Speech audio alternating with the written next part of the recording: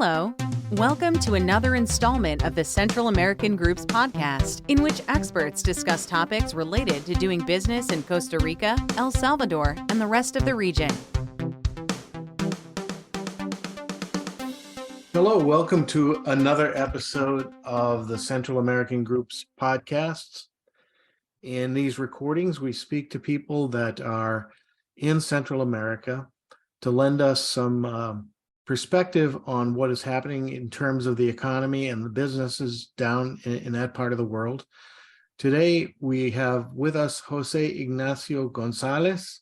Jose, please introduce yourself, your company, and give us some background. Thank you, Steve.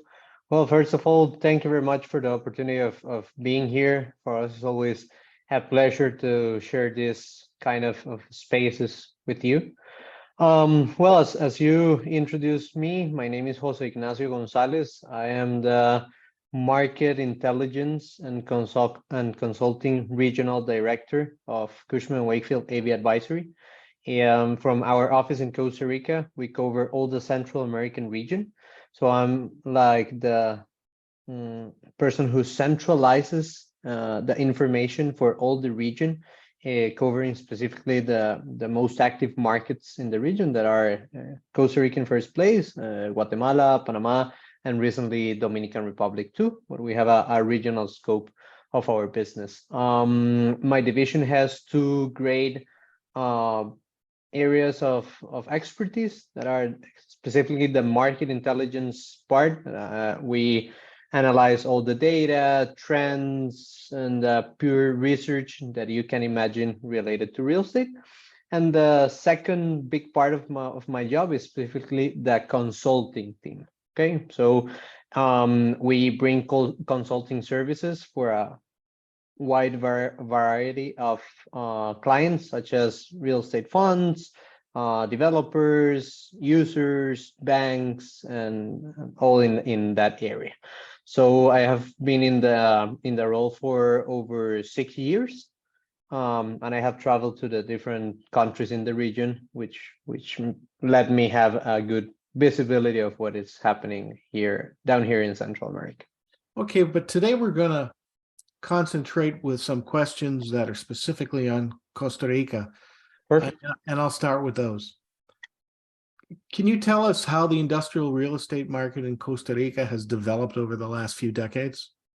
Of course, Costa Rican industrial and logistics market has experienced a really good performance through the last, maybe specifically a decade, in two big segments or type of business. Okay, first we have the industrial market, which has been developing hand to hand with foreign direct investment related companies. These are companies from all over the world that have come to Costa Rica to establish and develop their manufacturing operations in areas such as life sciences, digital technologies, advanced manufacturing, and all that. Okay. The second big part of the market has been the logistics market, which has developed hand-to-hand with more local and regional companies for all that has to be with warehousing, distribution centers, and all what has to do with moving merchandise throughout the region. Okay, so these are like the two big branches of the industrial and logistic market in Costa Rica.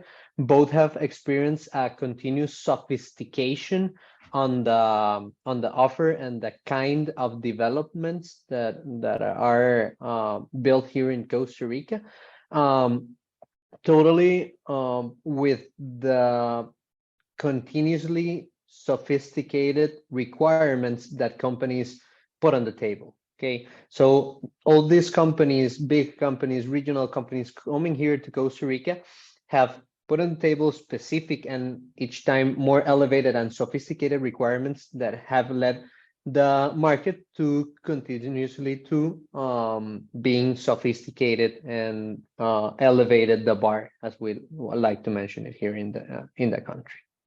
You mentioned that foreign direct investment has played a role in the development of the industrial real estate market in Costa Rica. Can you expand on that? Yeah, of course. Costa Rica is a small market. We are we have a population of 5 million people, so we are very small, even smaller than many states in the United States. So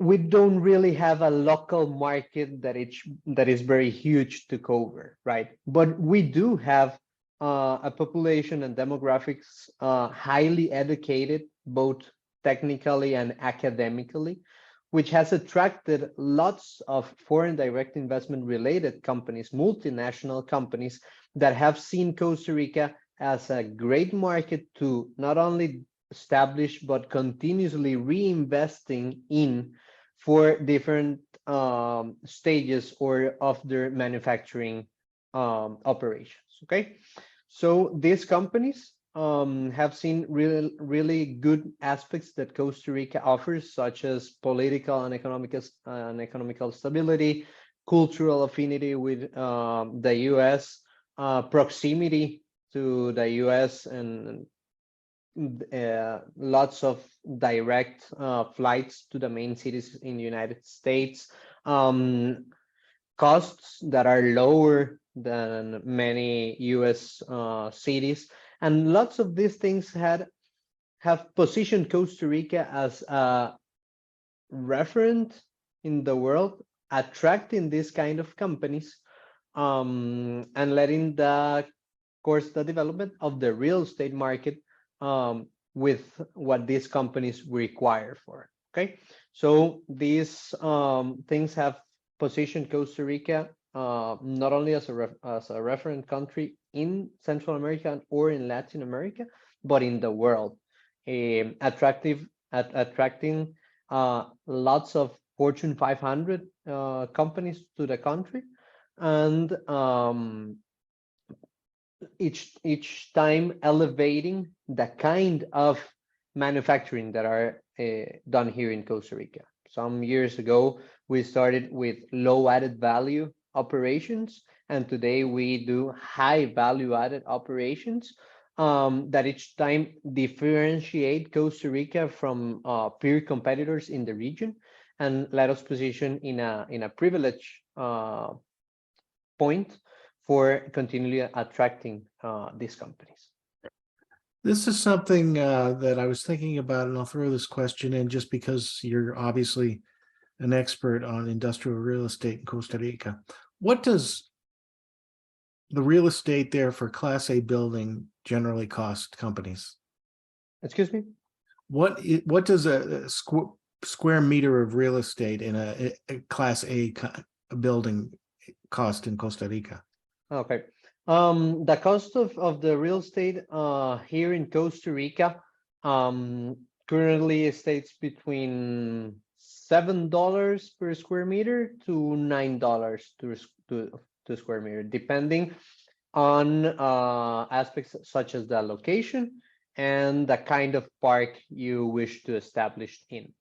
What is for true is that it has been more and more common companies to establish in build-to-suit solutions because the requirements of these companies are very specific to their manufacturing facilities. So specifically for the industrial market, Costa Rica hasn't developed a lot speculative inventory, but yes, built to suit inventory for the specific requirements of these companies. So the final price is much more referential because it depends on the deepness and the specificness of the requirements of the companies for their facility. What are the main opportunities and challenges that the country faces to continue attracting foreign direct investment and high value added operations? Sure. I would say that one of our main challenge is talent. It's related to the demographics. Even though Costa Rica has positioned specifically for this aspect, as I mentioned, Costa Rica is a small country with a limited population, So I would say that the main challenge is that public and private groups, specifically the government authorities, continue to promote the education of the population in the technical and academical aspects that companies are currently seeking for, right?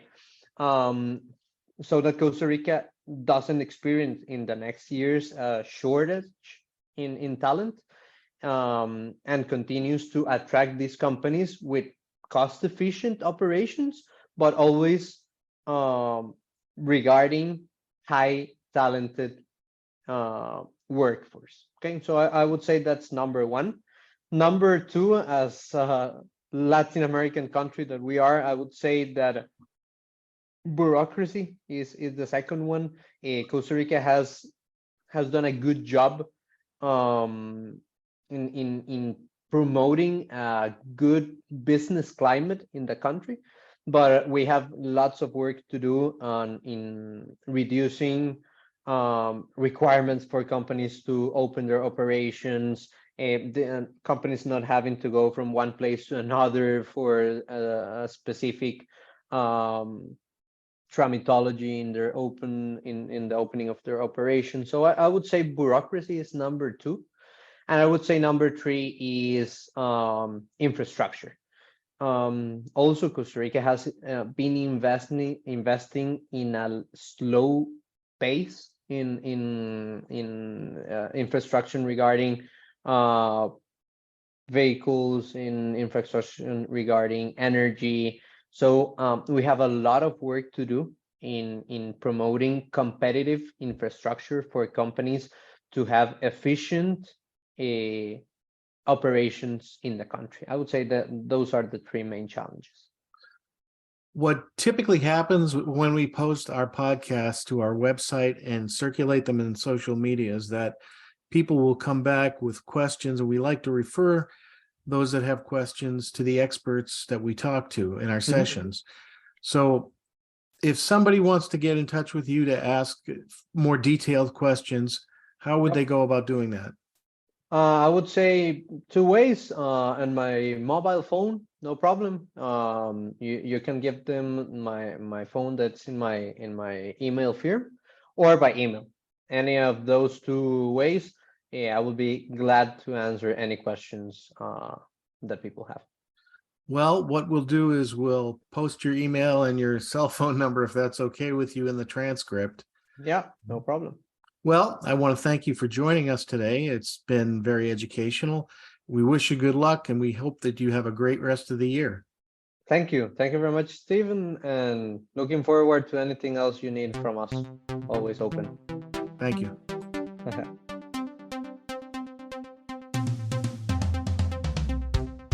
Thank you for listening. Sign up to receive the Central American Group's quarterly newsletter by visiting www.thecentralamericangroup.com.